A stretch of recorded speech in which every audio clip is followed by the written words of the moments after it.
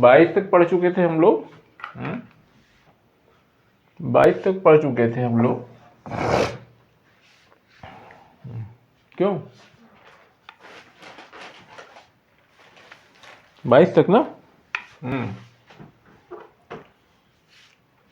इसके बाद 23-24 क्या है? शोषण के विरुद्ध अधिकार है।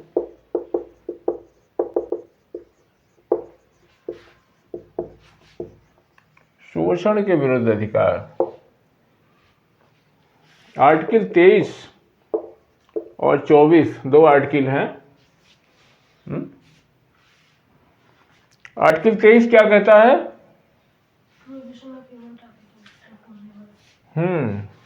क्या कहता है बताइए? Prohibition of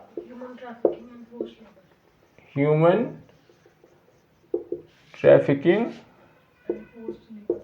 and forced labour के बारे में बताता है।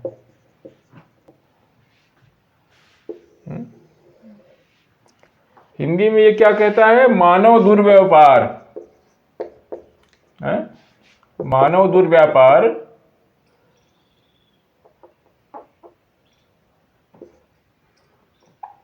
मानव दुर्व्यापार क्या कहते हैं? Traffic of human being.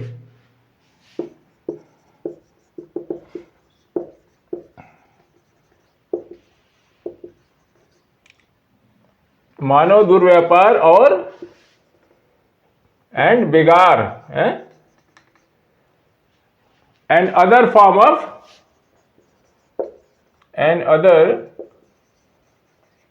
Of forced labour. ठीक, other form of forced labour की बात करता है। मानव दुर्व्यापार, ट्रैफिक ऑफ ह्यूमन बीइंग, बेगार and other form of forced labour. और आगे क्या कहता है? और प्रोहिबिटेड है, और प्रोहिबिटेड। और एनी कंट्रावेंशन क्या है? Any contravention. इसके बाद क्या है? Of this provision, any contradiction of this provision shall be an offence, shall be an offence. और ऐसा ऑफेंस क्या होगा? पनिशेबल है। पनिशेबल कैसे होगा? इन अकॉर्डेंस विद लॉ, कानून के अनुसार।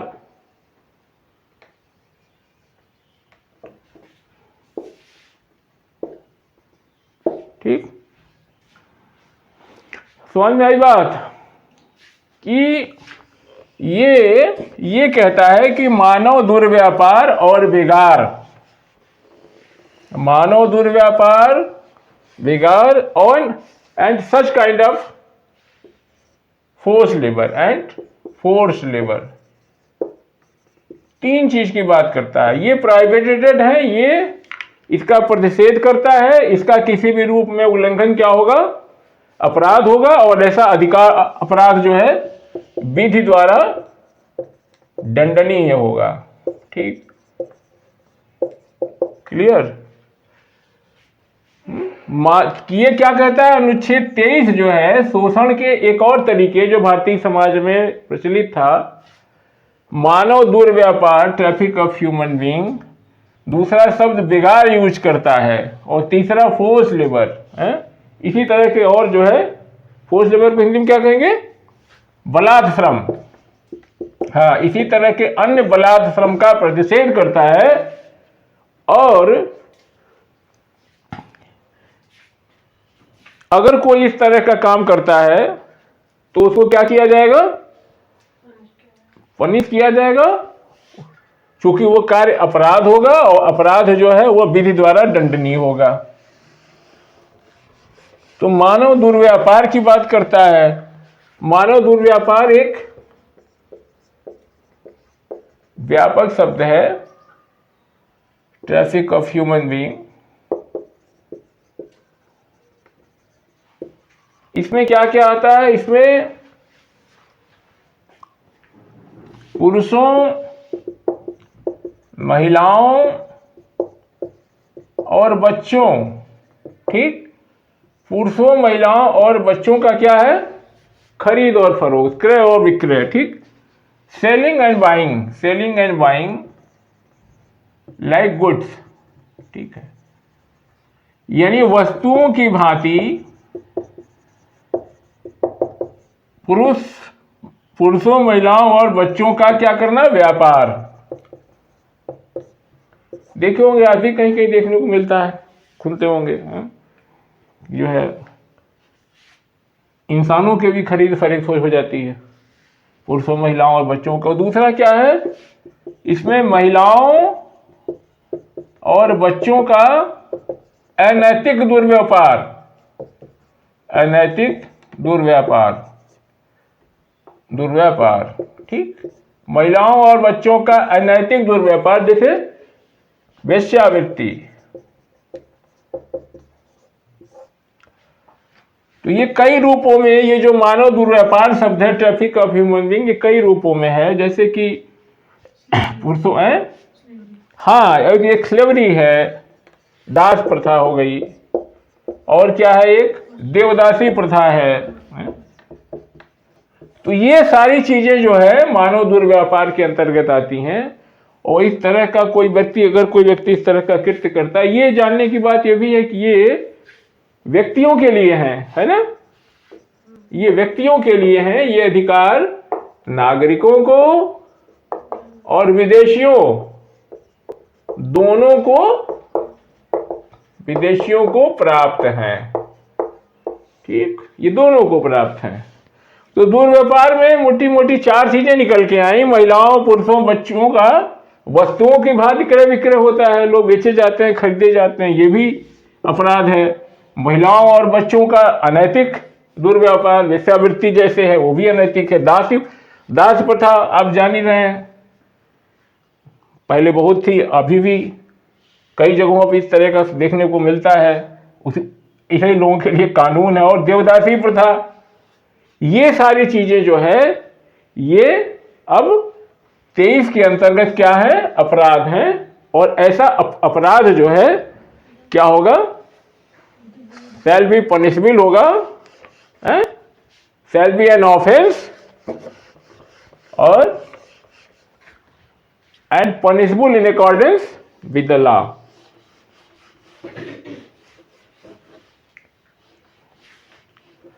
और इसके लिए कानून भी बना है, immoral trafficking prevention act, prevention act. ये कब बना था? 1956 में। तो अनैतिक दुर्व्यापार के लिए जो है एक कानून भी बना है 1956 में, ठीक है। और इसका दूसरा पार्ट क्या है? ये तो हो गई दुर्व्यापार की बात, सारी मानव दुर्व्यापार की बात हो गई, ट्रैफिकिंग। दूसरा क्या है? बेगार। बेगार शब्द ही यूज करता है इंग्लिश वर्जन भी, बेगार। बेगार क्या होता है? बिना पारिश्रमिक के, बिना पारिश्रमिक के रिम्यूनरेशन होता है कि व्यक्ति से कार्य कराना जो है क्या है? बेगार है। कहते नहीं, जब कोई किसी से काम करा के कुछ देता नहीं तो कहते हैं कहा भैया हमसे कब तक बेगारी कराओगे, जब तक कार्य का पारिश्रमिक न मिल जाए। तो ये बेगार व्यवस्था, ये हम जानते हैं कि ये भारतीय समाज में स्थानीय जो जमींदार हुआ करते थे, जो जमींदार, जो लैंडलॉर्ड हुआ करते थे, वहाँ के जो शक्तिशाली लोग हुआ करते थे, वो अपने नौकरों को या किसी को जिसको कि पैसा दे देते थे, पहले तो उसको धन जो है अधिक ब्याज पे, अधिक इंटरेस्ट पे दे देते थे, फिर मजदूरी उसकी कम करके लगातार उससे काम लेते ही रहते थे। तो इस तरह का कार्य कराना जो है अभी भी बहुत सारे गांव में प्रचलित है। ये बेगार को भी ये अनुच्छेद जो है 23 प्रतिषेध करता है और इसको भी एक अपराध बताता है, ये भी पनिशबल है, इसकी सजा है। और तीसरा शब्द बताता है क्या है, फोर्स्ड लेबर है, अन्य इसी प्रकार के बलात् श्रम का प्रतिषेध करता है, लिखता है बलात् श्रम यानी फोर्स्ड लेबर। फोर्स्ड लेबर क्या है बताइए, क्या है? बलात् श्रम, किसी से जबरदस्ती काम कराना, सुन के तो यही लगता है, जबरदस्ती कार्य कराना या बिना पारिश्रमिक है या कम पारिश्रमिक पे काम कराना।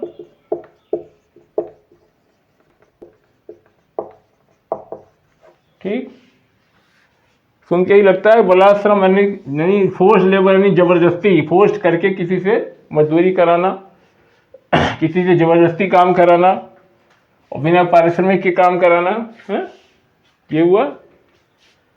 लेकिन इसको विस्तारित किया गया है, प्यूपिल यूनियन ऑफ डेमोक्रेटिक राइट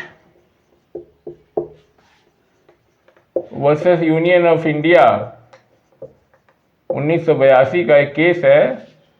इसमें जो है कहा गया था, इसमें ये कहा गया कि जो है बलात् श्रम के अंतर्गत जो है, फोर्स लेबर के अंतर्गत इच्छा के विरुद्ध, इसका विस्तार किया गया, इच्छा के विरुद्ध कार्य कराना भी जो है, इच्छा के विरुद्ध, यहां पे कोर्ट ने ऑब्जर्वेशन दिया, सुप्रीम कोर्ट ने, कि इच्छा के विरुद्ध कार्य कराना भी जो है बलात् श्रम है, फोर्स लेबर है। इच्छा के विरुद्ध कार्य कराना भी एक तरह का क्या है, बलात् श्रम है। ठीक, अगर आप मतलब किसी को भुगतान कर रहे हैं, पैसा दे के काम करा रहे हैं, लेकिन अगर जबरदस्ती काम करा रहे हैं तो वो भी फोर्स्ड लेबर की श्रेणी में आएगा। अगर उसकी इच्छा नहीं है तो सिर्फ उसको पैसा दे देने से या पारिश्रमिक दे देने से जो है वो उस दायरे से बाहर नहीं आता, या कम पारिश्रमिक दे के काम कराना भी बलात् श्रम है, फोर्स लेबर है। लेकिन एक और बात था, दीना का था, दीना वर्सेस भारत संघ का।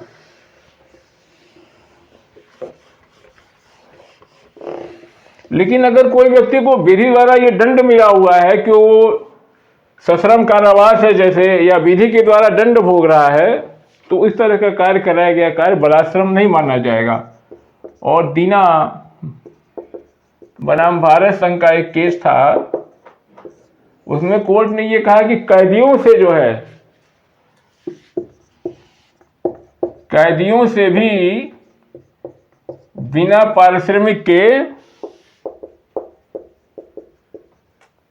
पारिश्रमिक के कार्य कराना जो है, कैदियों से भी क्या है, बलात् श्रम है, बलात् श्रम है, या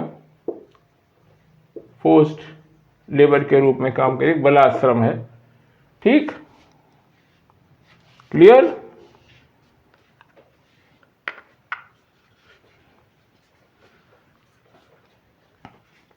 लेकिन अगर कोई व्यक्ति जो है अपनी इच्छा से ओवर टाइम करता है तो वह क्या है, बलात् श्रम नहीं है, क्योंकि उसकी इच्छा है, विलिंगली की तो बात हो रही है, विलिंगली अगर उसकी इच्छा है तो ठीक। तो ये बातें थी बलात् श्रम के अंतर्गत, किसी को इच्छा के विरुद्ध कार्य कराना, भले ही आप उसको रिम्यूनरेशन दे रहे हो तो भी बलात् श्रम ही माना जाएगा। ठीक, और इस पे कानून बने हैं। जैसे एक मिनिमम वेज एक्ट है, द मिनिमम वेज एक्ट 1948 का। ऐसे ही जो है क्या है,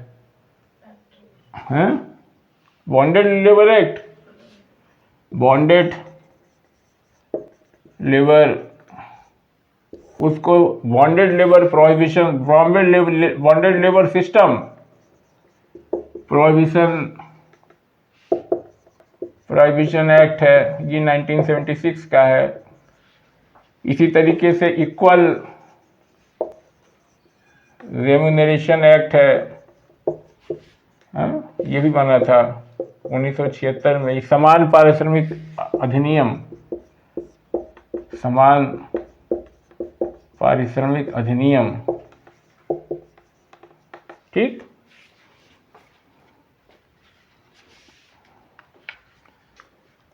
ठीक, इसी तरीके से आपका कॉन्ट्रैक्ट लेबर एक्ट है 1970। तो 23 में यही बातें थी कि मानव दुर्व्यापार, बिगाड़ और फोर्स लेबर, तीन चीजें याद रख लिए, तीन चीजें जहां आती हैं। बॉन्डेड लेबर की बात कहीं आती है इस तरह से, या इस तरह के शोषण की बात आती है, पूछता है किस अनुच्छेद में है, तो ये 23 की बातें हैं सब। ये प्रतिषेध करता है। और आर्टिकल 35 के अंतर्गत संसद को ये अधिकार है कि इस तरह के जो अपराध हैं इसके लिए कानून बनाओ, तो संसद ने कानून बनाए हैं। मिनिमम वेज एक्ट, न्यूनतम मजदूरी का कानून 1948 में बनाया। बधुआ मजदूरी प्रथा उन्मूलन के लिए जानते ही 1976 में कानून बना। इक्वल रिम्यूनरेशन एक्ट, समान पारिश्रमिक अधिनियम, संसद ने उन्हीं आर्टिकल 35 की शक्ति का प्रयोग करके ये सब कानून बनाए हैं। और सेंट्रल क्या कहते हैं, सारी कॉन्ट्रैक्ट लेबर, संविदा मजदूर अधिनियम 1970, इनका शोषण न हो इसी नाते सरकार ने इतने कानून बनाए हैं। और ये जो है इस तरह का शोषण अनुच्छेद 23 क्या करता है, मनाही करता है, प्रतिषेध करता है। और नीरजा चौधरी बना मध्य प्रदेश राज्य का एक केस था। नीरजा चौधरी बनाम versus MP state, Madhya Pradesh राज्य का एक केस था, जिसमें कोर्ट ने कहा था कि सिर्फ बधुआ मजदूरों को मुक्त कराना ही जो है, ये जो bonded labour system abolition act जो है 1976, इसका उद्देश्य सिर्फ उन बधुआ मजदूरों को मुक्त कराना ही नहीं है, बल्कि उनका क्या है, उनका पुनर्वास कराना भी है, उनको रिहेबिलिटेशन की भी जिम्मेदारी उनकी है। और जाहिर सी बात है कि उन बधुआ मजदूरों को मुक्त कर देंगे, अगर उनका पुनर्वास नहीं किया जाएगा तो फिर से वही काम करेंगे वो।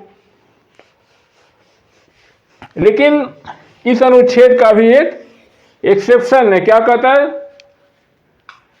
नथिंग इन दिस आर्टिकल, इस अनुच्छेद में किसी बात के होते हुए भी, इस अपवाद है इसका, इस अनुच्छेद में किसी बात के होते हुए भी, ठीक, कंपल्सरी सर्विस, अगर कोई कंपल्सरी सर्विस है, किस लिए, पब्लिक पर्पज से, कंपल्सरी सर्विस अगर कोई है, किस लिए, पब्लिक पर्पज से,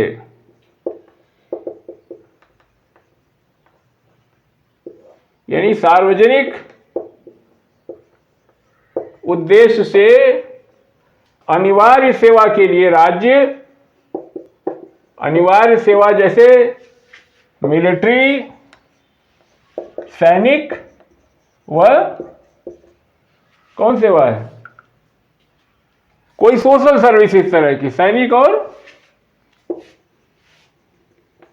कोई सोशल सर्विस, इस तरह की अनिवार्य सेवा के लिए, कंपल्सरी सर्विस के लिए, और किस लिए, सार्वजनिक उद्देश्य से कंपल्सरी सर्विस के लिए, जैसे किसी सैनिक पर्पज से या किसी सोशल वेलफेयर, सोशल सर्विस के पर्पज से अगर राज्य चाहे तो किसी व्यक्ति को बिना पारिश्रमिक दिए नियोजित कर सकता है। ठीक है, बिना पारिश्रमिक किए उससे काम ले सकता है। ये उसका शोषण नहीं माना जाएगा। ये एक्सेप्शन है इसमें, इस अनुच्छेद में किसी बात के होते हुए भी nothing in this article shall prevent state, ये अनुच्छेद किसी बात को जो है shall prevent state making any provision for any compulsory services for public purposes. Public purposes क्या, मिलिट्री या सोशल सर्विस को इस तरह की, इसमें कि वो जो है बिना पारिश्रमिक के, बिना भुगतान के कार्य करा सकता है। ये एक अपवाद है। लेकिन ऐसे व्यक्ति से कार्य कराते समय उसके बीच में 4 ग्राउंड बताता है, इस आधार पे भेद नहीं किया जाएगा। क्या? रिलीजन, रेस, कास्ट, और क्या है, क्लास, और एनी ऑफ देम। ठीक, ये अपवाद है। 23 का एक्सेप्शन है कि राज्य चाहे तो किसी कंपल्सरी सर्विसेज, किसी अनिवार्य सेवा के लिए, और अनिवार्य सेवा कैसे होगी, पब्लिक पर्पज के लिए,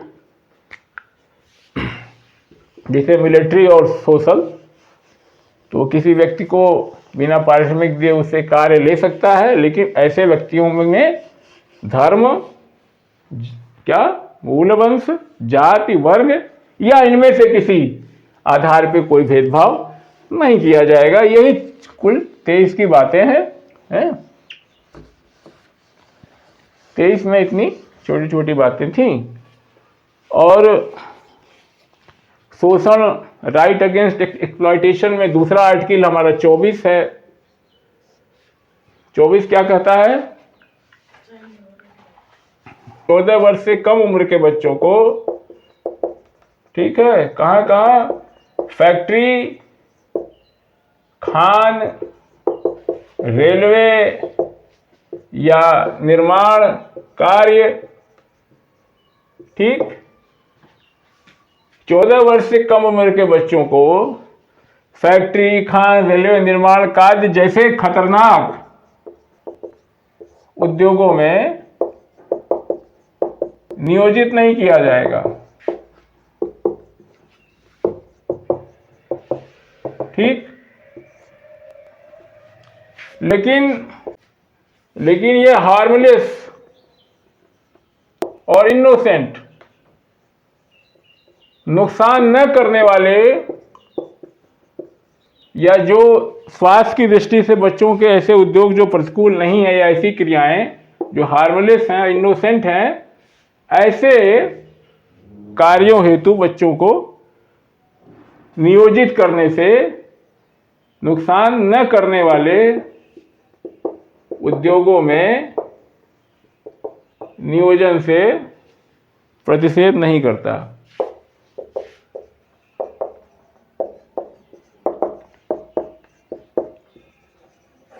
ठीक, 14 वर्ष से कम उम्र के बच्चों को जो हैजार्डस, खतरनाक उद्योग हैं, जैसे फैक्ट्री, खान, रेलवे, निर्माण, जहाँ खतरनाक कार्य है वहाँ बच्चों के नियोजन से, खतरनाक जगहों पे बच्चों के काम करने से 14 वर्ष से कम उम्र की रोक लगाता है। लेकिन ऐसे उद्योग जहाँ की माता पिता काम करते हैं, बच्चे छोटे मोटे उद्योगों, घरेलू उद्योगों में,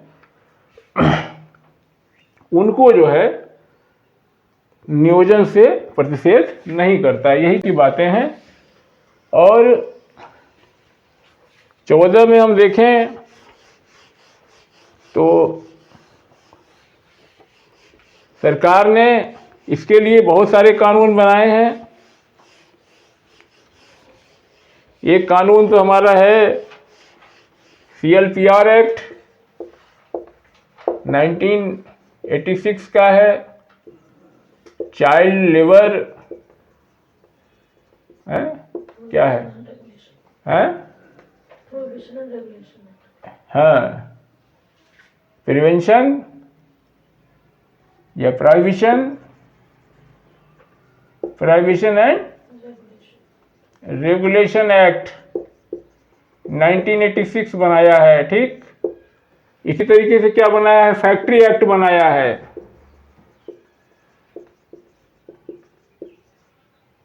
ठीक, फैक्ट्री एक्ट बना था 1948 में।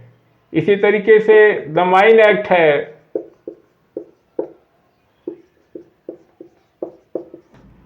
ठीक है, इस तरह के कानून बनाए हैं बीड़ी सिगार उद्योग के लिए कि अलग अलग कि किस उम्र में कितने उम्र तक के बच्चों को इसमें नियोजित किया जा सकता है या नहीं नियोजित किया जा सकता। ठीक है, माइंस एक्ट हो गया। इसी तरीके से the merchant and ship act है, the merchant and ship act है। ये कब बना था, 58 में, 1958 में है। तो इस तरीके से कानून जो है बच्चों के अधिकार की सुरक्षा के लिए बनाए गए हैं। इसमें एक महत्वपूर्ण कानून आपका ये CRPR एक्ट है 1986 में जो बना था। और यही नहीं, इसके बाद जो है सुप्रीम कोर्ट ने 1996 में कोर्ट ने हस्तक्षेप किया इसमें। 1996 में सुप्रीम कोर्ट ने इसमें इंटरवीन किया, हस्तक्षेप किया और कहा कि जो है एक जो है चाइल्ड लेबर, क्या है, रिहेबिलिटेशन, हाँ, एक child labour rehabilitation welfare fund बनाया जाए, ये सुप्रीम कोर्ट ने कहा। और इस फंड में जो नियोक्ता हैं, जो एम्प्लॉयर हैं, वो जो है प्रति बच्चे 20,000 रुपये प्रति चाइल्ड जो है ये जमा करेंगे। और ये निर्देश दिया गया कोर्ट ने कि इनसे क्या किया जाएगा, बच्चों के स्वास्थ्य, हेल्थ, न्यूट्रिशन और एजुकेशन, इस पर जो है खर्च किया जाएगा। और 2006 में सरकार ने भी, गवर्नमेंट ने भी ये किस तरह से साफ सरकारी आदेश जारी किया कि घरेलू कार्य हेतु 14 साल से घरेलू कार्यों, घरेलू नौकर जैसे लोग रख लेते हैं, डोमेस्टिक घरेलू नौकरों, या होटल, चाय की दुकान, रेस्टोरेंट, स्पा आदि, या कोई दुकानों, व्यावसायिक प्रतिष्ठानों, ऐसे जगहों पे अगर कोई 14 साल से कम उम्र के बच्चों को नियोजित करता है तो उनके अभियोजन और उनको दंड देने की सख्त चेतावनी दी गई कि ऐसे लोगों को अभियोजित किया जाएगा और दंडित किया जाएगा जो लोग इस तरह का कार्य करते हैं। और 2005 में जो है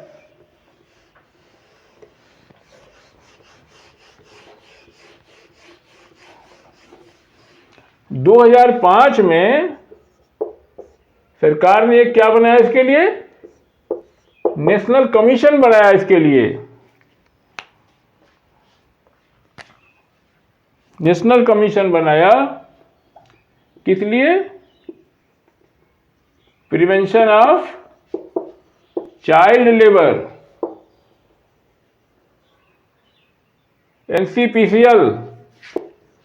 एनसीपीसीएल कहते हैं इसको शॉर्ट में। 2005 में जो है इसी बाल श्रम की, चाइल्ड लेबर की समस्या से निपटने के लिए सरकार ने जो है प्रिवेंशन ऑफ चाइल्ड लेबर करके एक जो है क्या बनाया, नेशनल कमीशन बनाया। और इसी तरीके से स्टेट कमीशन भी बने हुए हैं। इस नेशनल कमीशन की जो चेयरमैन है इसमें प्रियंका हैं। तो इस तरीके से ये बनाया गया है। इसी तरीके से हर स्टेट को कहा गया है कि स्टेट भी अपने यहाँ एक कमीशन बनाएगा for prevention of child labour. और इनका काम क्या है, बच्चों के खिलाफ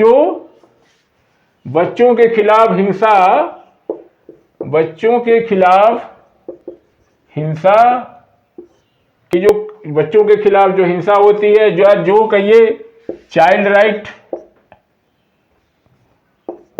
राइट एक्ट हैं, उनका कोई वायोलेशन करता है, ठीक है, चाइल्ड राइट एक्ट का जो वायोलेशन करता है, तो इन सारी स्थितियों में जो है वो उनको स्पीडी ट्रायल, उनको जो है स्पीडी ट्रायल देंगे और शीघ्र न्याय की व्यवस्था करेंगे। यानी बच्चों के अधिकारों की सुरक्षा के लिए, बच्चों के अधिकार सुरक्षित रहें, उनके अधिकारों का कोई वायलेशन न हो, तो उसके लिए जो है उनको शीघ्र न्याय दिलाया जाए, इसके लिए जो है नेशनल कमीशन बनाया गया है। इस तरह से काम किए गए हैं। और 1986 वाला जो एक्ट था उसको बदल करके 1986 में क्या था, चाइल्ड लेबर क्या है, प्रोहिबिशन एंड रेगुलेशन एक्ट था 1986 में। इसको 2016 में एमेंड किया गया है। हाँ, क्या कर दिया गया, चाइल्ड एंड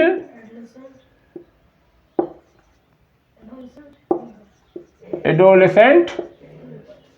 हाँ, इसमें जो है प्रोहिबिशन एंड रेगुलेशन एक्ट, इस मूल अधिनियम का नाम जो है, इसमें जो है किशोर भी जोड़ दिया गया। बच्चों का मतलब क्या है, 14 साल से कम, और किशोरों का 14 से 18।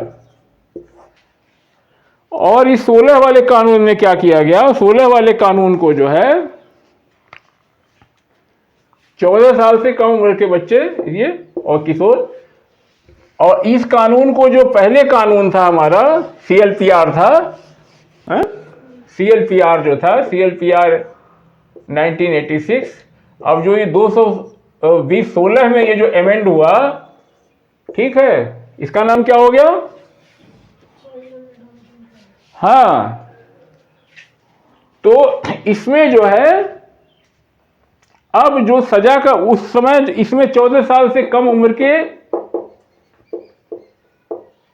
बच्चों को कहीं भी काम करने के लिए रोक लगा दिया गया, और इसको RTE से जोड़ा गया, राइट टू एजुकेशन में 14 साल के कम बच्चों, 14 साल तक के बच्चों को निःशुल्क शिक्षा का प्रावधान है। तो इसको इस तरह से जोड़ा गया कि बच्चों को जिससे अनिवार्य शिक्षा मिल सके, जो 14 साल तक के बच्चे हैं उनको जो है, जो घर में भी जो लोग काम करते, जो घरेलू काम भी करते थे माता पिता के साथ, उनके लिए भी कर दिया गया कि ये जो है छुट्टी के दिन में या खाली समय में, स्कूल से आने के बाद ही जो है इस तरह की एक्टिविटी में अपने माता पिता का हाथ बटाएंगे, ये भी कहा गया उसमें। और ये जो सजा की व्यवस्था थी उसको भी जो है, हम जानते हैं कि पहले ये जो 18 उद्योग थे और 65 जो है प्रक्रियाएं थी, कितना हो गया, 73, 18, 83, ठीक, 18 उद्योगों और 65 प्रक्रियाओं, कुल 83 पर रोक लगाया गया था। और 2016 का जो अमेंड हुआ उसके बाद से अगर इस एक्ट का उल्लंघन करने वालों की जो सजा थी उसको बढ़ा करके कर दी गई 6 माह से 2 साल जेल, और जुर्माना कर दिया गया कितना, 20,000 से 50,000। ये पहली बार वायलेशन के लिए था, और अगर दोबारा इसका वायलेशन करते हैं, सेकेंड वायलेशन के समय, दोबारा वायलेशन करते समय, ये जेल की सजा 1 साल से 3 वर्ष कर दी गई। इसमें बहुत सारे इस तरह से प्रोविजन की। इसी तरीके से आप जानते हैं कि एक योजना शुरू की गई केंद्र सरकार के, कौन सा, गृह मंत्रालय के द्वारा शुरू की गई, platform for effective enforcement, platform for effective enforcement for no child labour. ये जो है एक तरीके का क्या है, ये जो है शुरू की गई उसको केंद्रीय गृह मंत्रालय के द्वारा। ये जो है एक इलेक्ट्रॉनिक पोर्टल है। ये जो है हमारे गृह मंत्रालय होम मिनिस्ट्री द्वारा शुरू की गई। ये 2017 में शुरू की गई है। इसे कहते हैं पेंसिल। इसका platform for effective enforcement of for no child labour. और ये जो है केंद्र, राज्य, जिला, स्वयंसेवी संस्थाओं और सिविल सोसाइटी और जनता के सहयोग से जो है इस बात की अपेक्षा करता है कि जो कानून बनाए गए हैं, जो हमारा CLPR बनाया गया है, चाइल्ड लेबर क्या है, हाँ, प्रिवेंशन एंड रेगुलेशन एक्ट जो बनाया गया है, जो अमेंडेड हो गया, उन प्रावधानों को लागू करने के लिए, यानी लोगों को नो चाइल्ड लेबर के लिए जागरूक करने के लिए जो इलेक्ट्रॉनिक पोर्टल बना है, ये होम मिनिस्ट्री के द्वारा बनाया गया है। Platform for effective enforcement for no child. ठीक, इस तरह से छोटे छोटे ढेर सारे प्रयास सरकार के द्वारा बहुत सारे कानून बनाए गए हैं। लेकिन इतने कानून होने के बावजूद भी अभी भी अब थोड़ा सुधार जरूर हुआ है, लेकिन चाइल्ड लेबर, फोर्स लेबर की स्थितियां काफी हद तक वैसी ही हैं। इसकी वजह यह है कि देश कानून से अधिक लोगों की सोच समझ से चलता है। और हमें सबको चाहिए कि हम कहीं भी बच्चों से काम न करावें। छोटे बच्चों का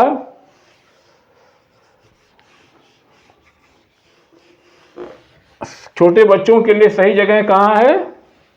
स्कूल में है, प्लेग्राउंड में है, न कि घरेलू नौकर के रूप में, न कि चाय की दुकानों पे है। ये मैं देखिए 23-24 यही बातें बताता है। इसमें बहुत सारी चीजें हैं, जैसे अभी आप देखेंगे चाइल्ड लेबर एक्ट की बात है? और इसमें 1986 वाला था, 2016 का था है? और ये सारी चीज़ें जब अलग से हम जब सोशल जस्टिस पढ़ेंगे तो उसमें फिर से सारी चीज़ें आएंगी है? लेकिन